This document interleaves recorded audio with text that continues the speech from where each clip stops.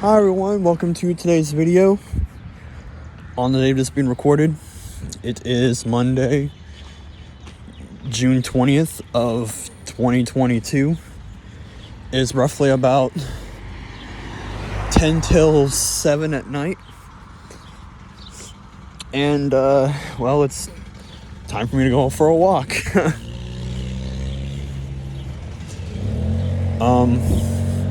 Now, I don't know how many parts of this I'll do, but hopefully I won't have to do too many.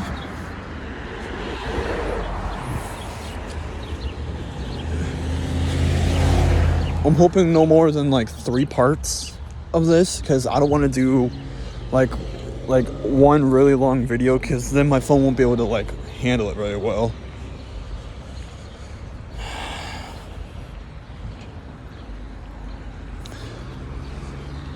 I better cross now.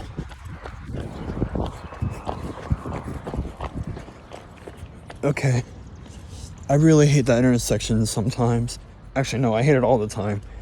Actually, no, let me rephrase that. I only hate that intersection during the day on foot, but at night on foot, whatever, cool.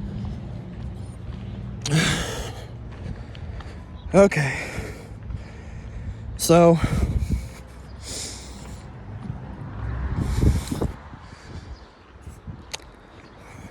there's kind of something I want to talk about. I want to talk about national anthems on my channel. Maybe for a side series or something. I don't know, where or one episode will be in every single country and their national anthem.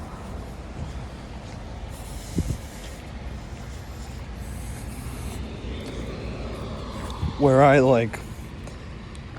listen to it or have a little bit of it playing on on screen or whatever, and then me giving my opinions on it, or if I think it fits, or doing my best to translate it for you.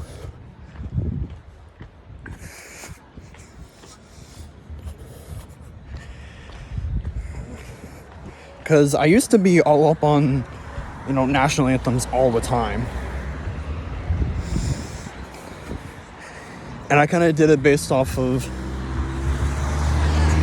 the main geography channel that I watch, Geography Now, which I've been watching for quite a long time. And there's 18 countries left that he's about to do, which is pretty exciting. Which means that he'll probably be done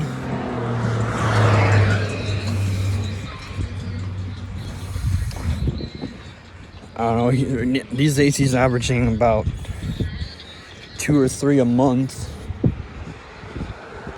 So probably, oh God, I don't know. Maybe up until either, it'll be sometime next year, either summer of next year or Christmas of next year is when he'll get to Zimbabwe.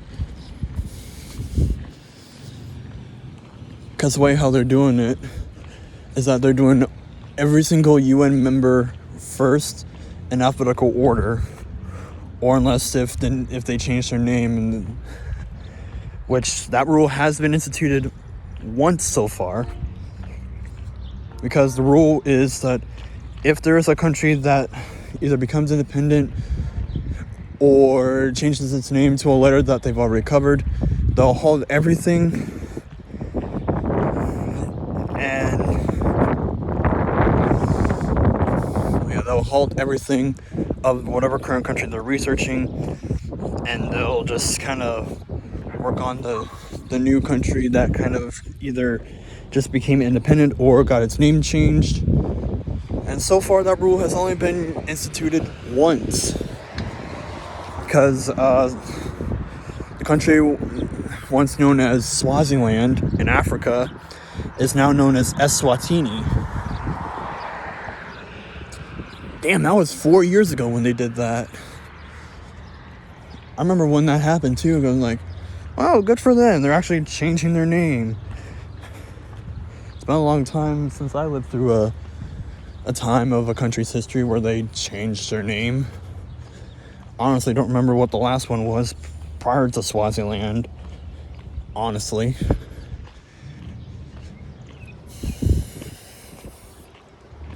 So far the new country rule, like absolute brand new country rule, hasn't happened yet. Plus, you know, it's actually, we're going on 11 years since the world's newest country, which is, you know, obviously South Sudan. Although, within the next 5 or so years, the world will get one.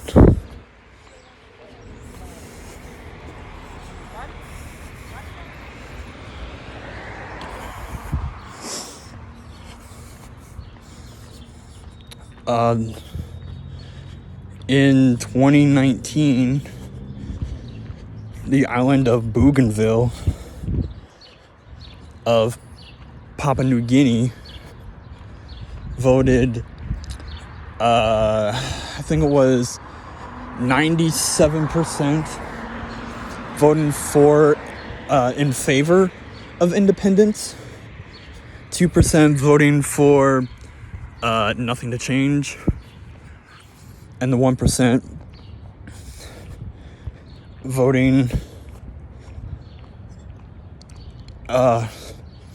like more autonomy, which means that they remain part of the country, but they get a little bit more loose things that go towards the region itself and not, you know, as a whole.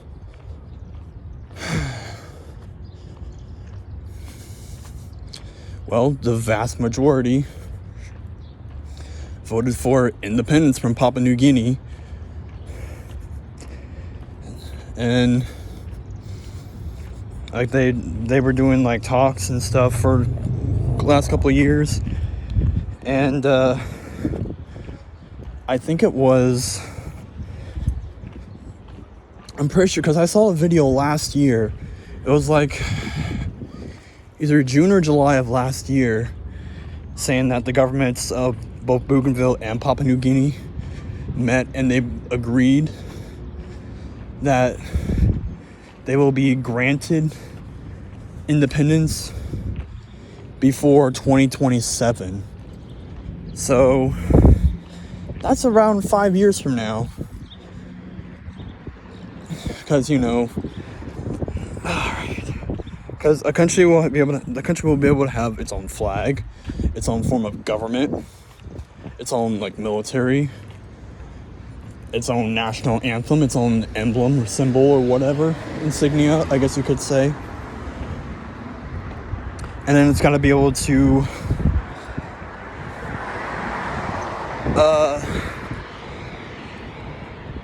have a type of currency and be able to have embassies, and then to send representatives to the United Nations, which, like how I said before, that has only happened, okay, so let me rephrase that. Within the last 15 years, that has happened back in 2011, with the UN getting a new member, with it being South Sudan.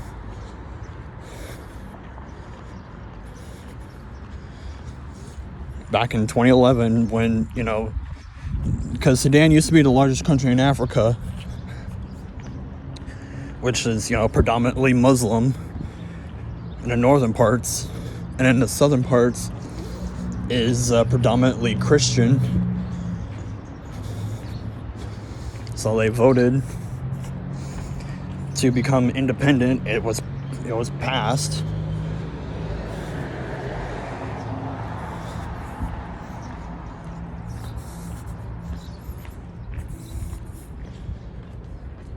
I don't remember how much of that vote was. It was probably at least 90-some%.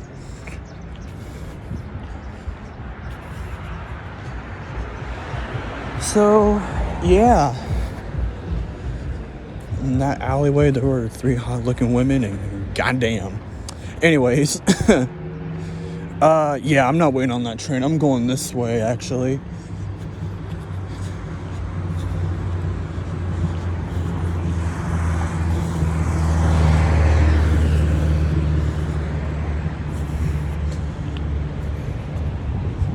But yeah, I'm going this way.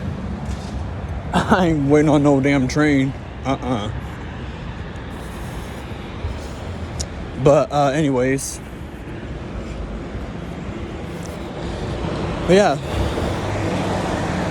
Even though, South Sudan is the world's newest country, which became a country 11 years ago, they're currently in a civil war that's been going on for, well, pretty much ever since the country's establishment.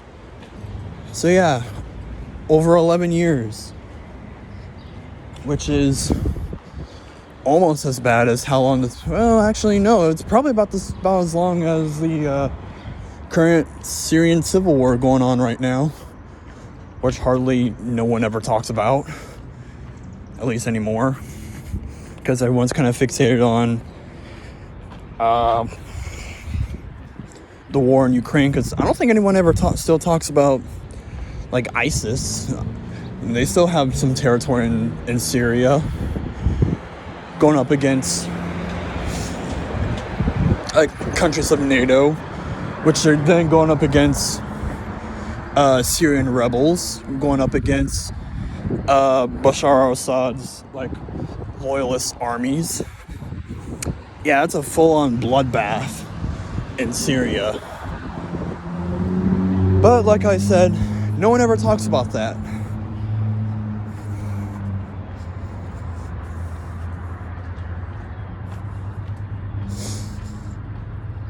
Will they ever talk about it again? Probably not. They'll probably talk about it again when there's a new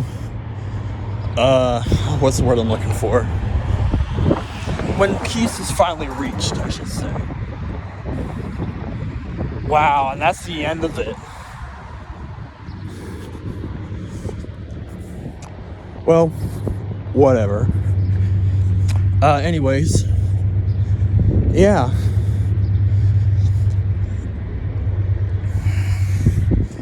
So yeah, Bougainville will be the first time since 2011 that we get a new country, which will bump up the current number of UN members from 193 to 194.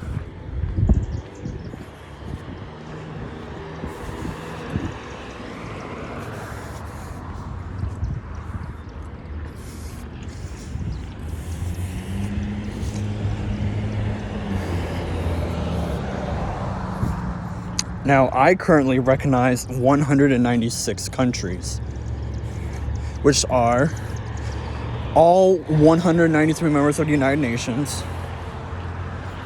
Okay, so where's the other 3? Well, you got the Vatican, which is an observer state, which a lot of people like to say is the least country-like country, but it's still a country. Okay, so there's one. The second would be a country that's kind of split between all the UN members. Kosovo, which fought a war in the 90s for independence, was allegedly granted independence through NATO. And as far as I know of, is currently recognized by I think 2/3 of the entire UN members. So about 66%.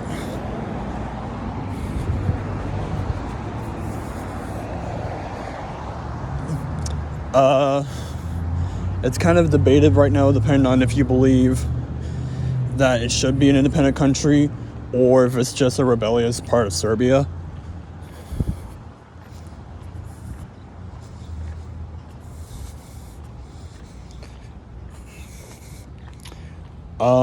Let's see here. What else is there? And then number 3 is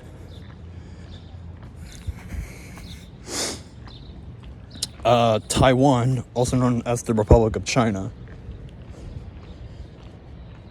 which technically the Republic of China was the main government of China for the longest time, and was the longest, and was originally China's main representative at the UN until about the 1970s. I think it was, when was it?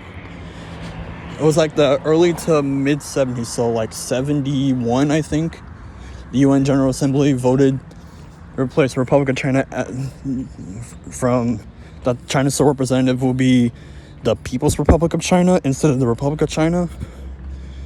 Which, the People's Republic of China is the China we all know and love. The communist China.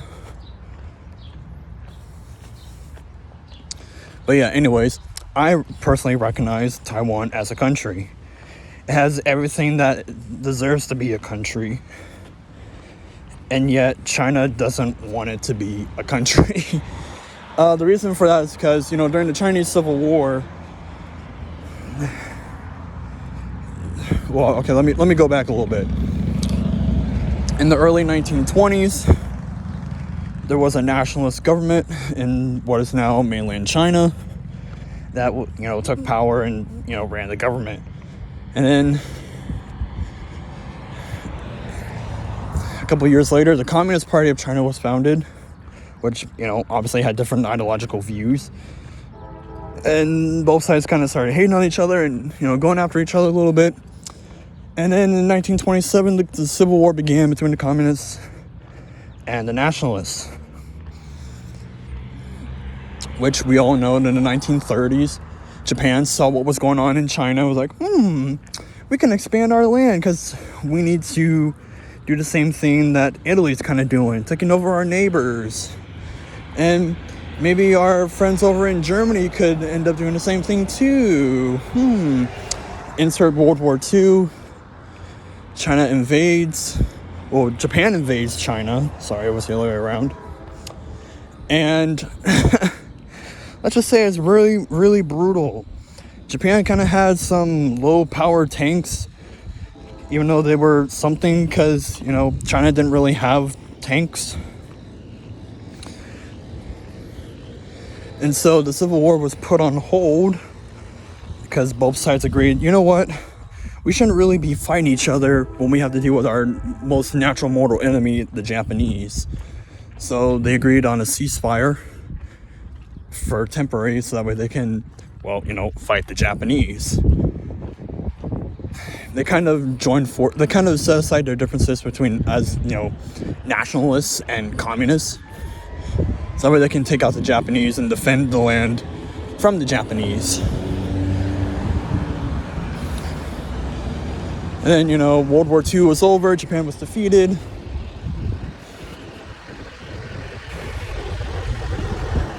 And so, all the lands that Japan had annexed and or conquered during and before World War II, and hell, even before World War I, everything that Japan ever occupied, though isn't like a couple of islands, was given back to its original owners.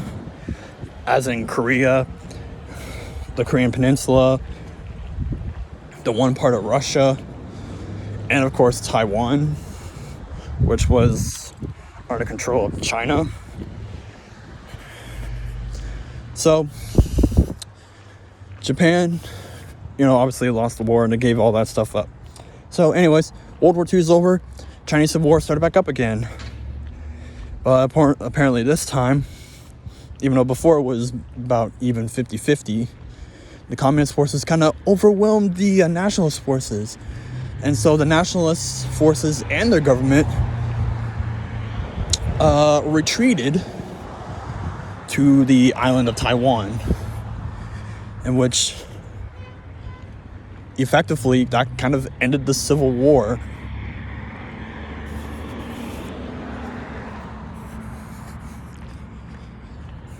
So, yeah, that's kind of where Taiwan kind of stands. As far as I know of, and at the best of my knowledge, only 22 countries in the world, 22 UN members, recognize Taiwan as its own country. But see, a lot of big countries like, good old US of A, we can't recognize Taiwan as a country because if we do, we will lose a big deal of trade and business. Because 7 out of every 10 things that we Americans always have,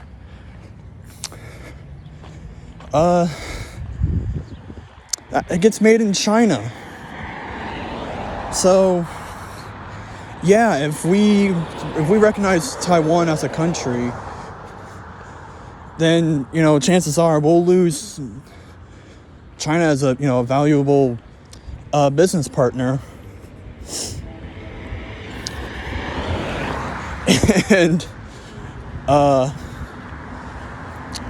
yeah, let's just say that China probably might end up going to war with us.